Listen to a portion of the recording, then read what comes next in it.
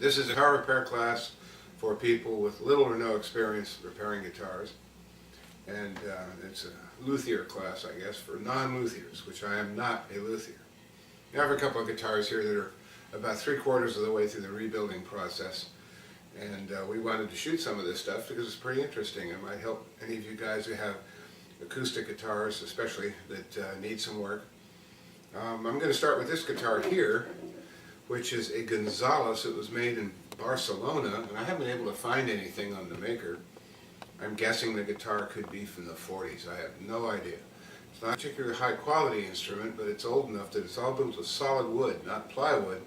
So it's actually quite resonant, and even for a cheaper guitar of the time, it's got a very good sound. Before I proceed, just let me give you a little tip. When you see Spanish guitars, old Spanish guitars, the finish is usually a fairly poor quality, sometimes shellac or very thin lacquer.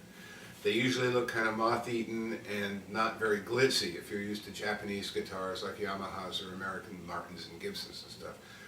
But the thing about them is that they all have a lot of personality, so if you see one, check it out. Because a lot of times there's something really nice sleeping away underneath all that dirt and grunge.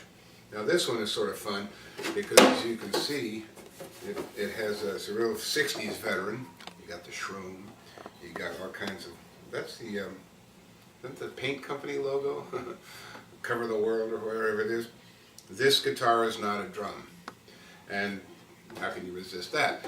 I played this thing for a while. It has a very nice responsive sound, but I did have to take it apart. Now, without getting into it, we'll get into this further if there's interest in this sort of thing. I'll almost never take the top of a guitar. It's a lot of work, and the fingerboard has to come off first, which is yet another operation. So I take the lazy way out. I take off the back. And the back came off on this relatively painlessly. And I had to rebuild all of this in here, re-glue these braces. They'd all come apart. It's fairly roughly made. As you see here, can you see that? Is it showing up there? Igor, my assistant, standing over there. I did a lot of cleating here.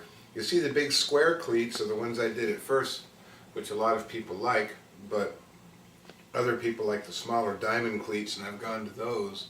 And I also probably used more than I needed to, but I really didn't want these cracks to redevelop. I wanted them to be finished. I put this brace in just because I got nervous, because this whole guitar only had these two braces, and for some reason the top hadn't warped. It's a good solid piece of, I guess, spruce. It might be cedar. It's really hard to tell when they've aged down like this. It's very difficult to tell. So in any event, there were cracks around the sound hole. I've cleaned up everything. Maybe you can see on this edge, there was a long crack that ran along the edge here.